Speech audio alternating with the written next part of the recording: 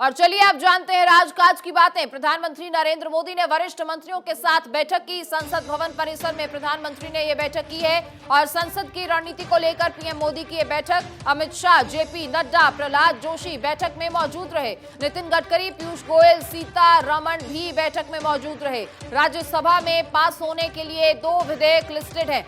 जम्मू कश्मीर विनियोग विधेयक और विनियोग विधेयक 2023 लिस्टेड हैं। लोकसभा से बिना चर्चा के ही पास हुए दोनों बिल।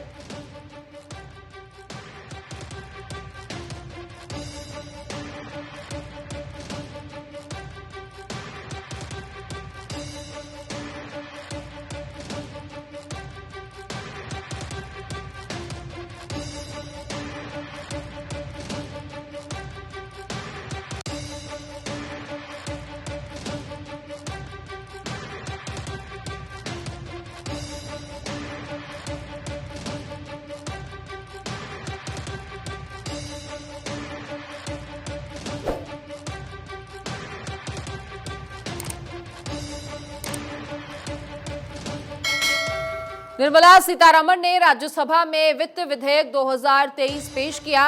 वित्त विधेयक के साथ ही उच्च सदन में जम्मू कश्मीर का बजट पारित किया गया।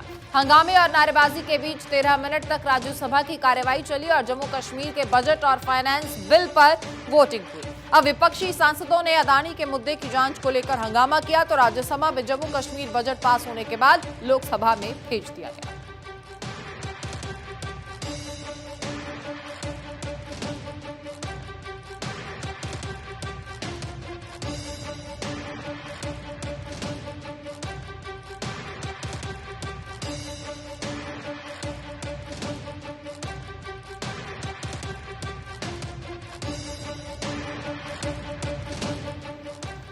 एक्शन में बंगाल बीजेपी के नेता शुभेंदु अधिकारी ने बीजेपी नेताओं से मुलाकात की। केंद्रीय गृह मंत्री अमित शाह और अध्यक्ष जेपी नड्डा से शुभेंदु अधिकारी मिले।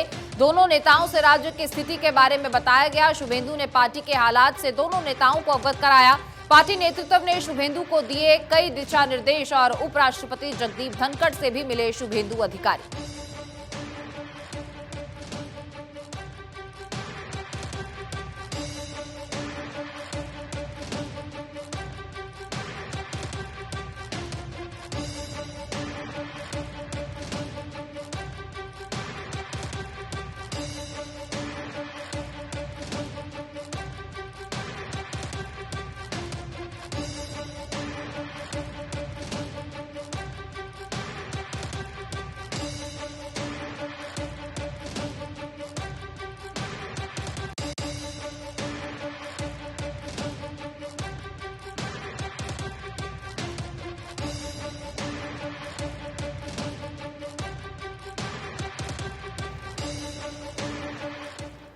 बीजेपी अध्यक्ष जेपी नड्डा के भोपाल दौरे की इनसाइड स्टोरी। दिन में सीएम और प्रदेश अध्यक्ष के साथ खुश नजर आए जेपी नड्डा। अब की बार 200 पार का नारा भी किया कार्यकर्ताओं के सामने बुलंद। लेकिन शाम होते ही कोर कमेटी बैठक में दिखाए तीखे कड़े तेवर। कोर कमेटी के तमाम नेताओं के सामने जेपी नड्डा ने कही 2 टूक बात। मध्य प्रदेश बीजेपी में एकता की कमी को साफ तौर पर रेखांकित किया। जेपी नड्डा ने कहा कि मिलकर नहीं लड़े तो परिणाम नहीं आएंगे अनुकूल। कमेटी नहीं है, सलाहकार मंडल। बिल्कुल मिलजुल कर फैसला लेने की जरूरत है। और जेपी नड्डा ने कोर कमेटी की रस्म अदायगी को बताया पार्टी के लिए घातक। हर 15 दिन में कोर कमेटी मिलकर बीजेपी मजबूत करने की रणनीति बनाए। नड्डा के तेवरों के बाद सख्ते में दिखे सीएम शिवराज सिंह चौहान और एमपी प्रदेश अध्यक्ष। मध्य प्रदेश के तमाम बड़े नेताओं को नसीहत के बाद दूसरे दिन सन्नाटे में बीजेपी।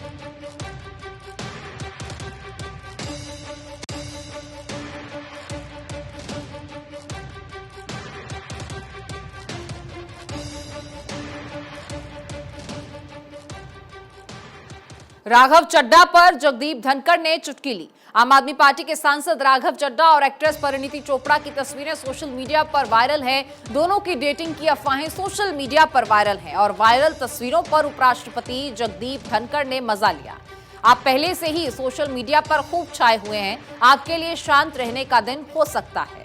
दरअसल राघव चड्ढा ने राज्यसभा में स्पीकर से बोलने के लिए और समय की मांग की। आम आदमी पार्टी के सांसद की मांग पर जगदीप धनखड़ ने मुस्कुराते हुए ये बात कही।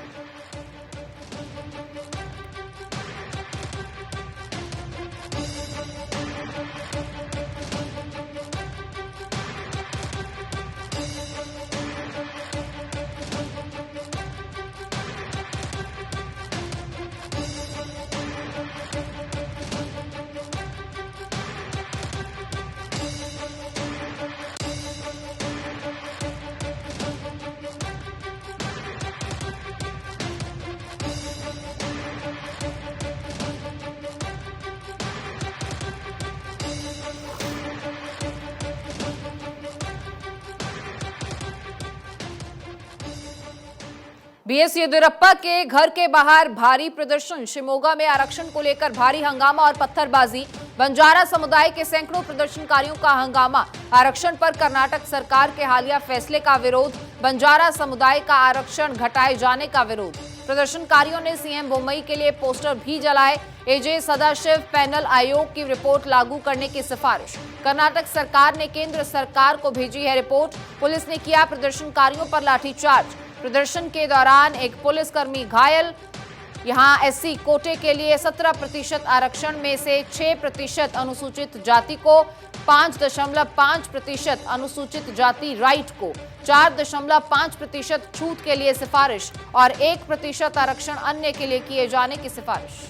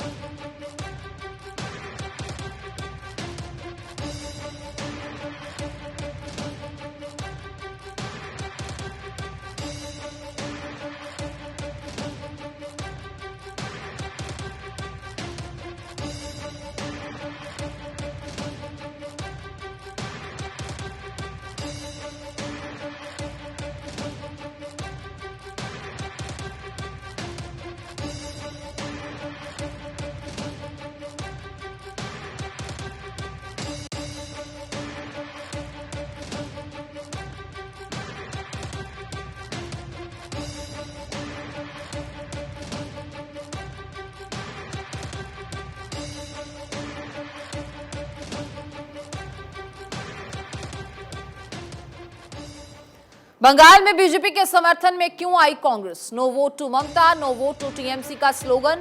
बड़ा सवाल, बंगाल में बीजेपी के समर्थन में क्यों आई कांग्रेस? अब पश्चिम बंगाल में विपक्ष के नेता शुभेंदु अधिकारी ने एक बार फिर ममता बनर्जी के खिलाफ मोर्चा खोल दिया है। बीजेपी ने पश्चिम बंगाल में no vote to Mamata, no vote to TMC का स्लोगन दिया है। राज्य युवा कांग्रेस के सचिव नीलाभ बनर्जी ने भी शुभेंदु अधिकारी की हां में हां मिलाई है। अब सीधे तौर पर शुभेंदु अधिकारी के आह्वान पर बीजेपी पूरे राज्य में इसका अभियान चलाएगी। अप्रैल में पश्चिम बंगाल में पंचायत चुनाव होने वाले हैं। इसे देखते हुए बीजेपी ने यह मुहिम छेड़ दी है और बीजेपी का कहना है कि तृणमूल कांग्रेस ने इतना भ्रष्टाचार किया है जो सीमा से बाहर है। बीजेपी का आरोप है कि तृणमूल विपक्षी दल के कार्यकर्ताओं पर लगातार हमले करा रही है। हाल ही में शिक्षक भर्ती घोटाले में करोड़ों के घोटाले के आरोप सामने आए और ऐसा नहीं है कि सिर्फ बीजेपी, कांग्रेस या सीपीएम के कार्यकर्ताओं को नौकरी नहीं मिली, बल्कि तृणमूल कांग्रेस के कार्यकर्ताओं के साथ भी ऐसा हुआ है, क्योंकि वे भी पार्थ चैटर्जी को 15 लाख या 20 लाख रुपए नहीं दे पाए।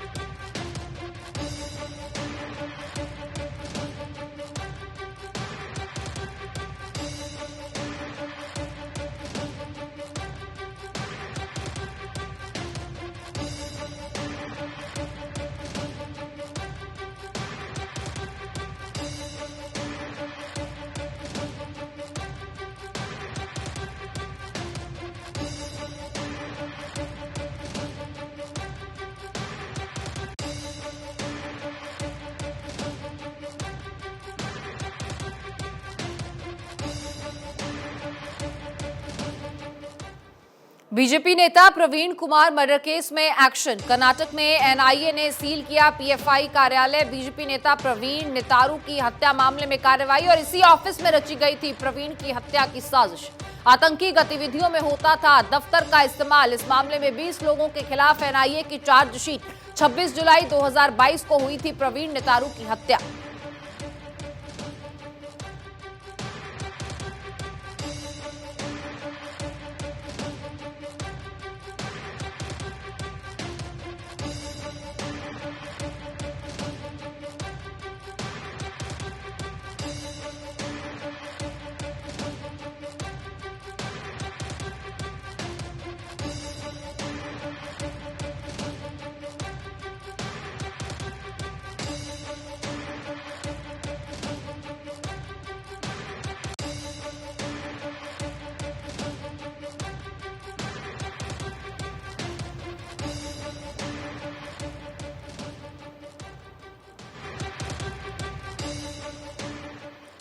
कर्नाटक में सरकार बनी तो खत्म हो जाएगी नई आरक्षण नीति। कर्नाटक में सरकार बनी तो खत्म कर देंगे नई आरक्षण नीति। मुस्लिम कोटे पर कैंची के बाद कांग्रेस का बड़ा ऐलान।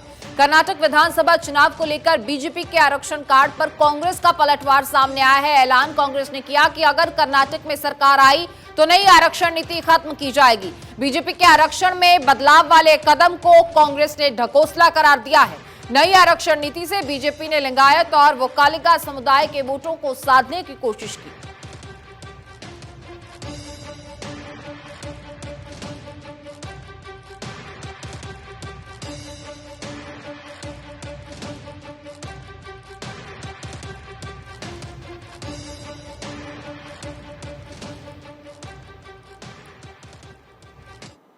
फर्जी पीएमओ अफसर मामले को लेकर एक्शन में गुजरात सरकार। फर्जी पीएमओ अफसर किरण पटेल के मुद्दे पर गुजरात सरकार कड़ी कार्रवाई के मूड में है। श्रीनगर में गिरफ्तारी के बाद आरोपी किरण पटेल का गुजरात से कनेक्शन आ चुका है सामने।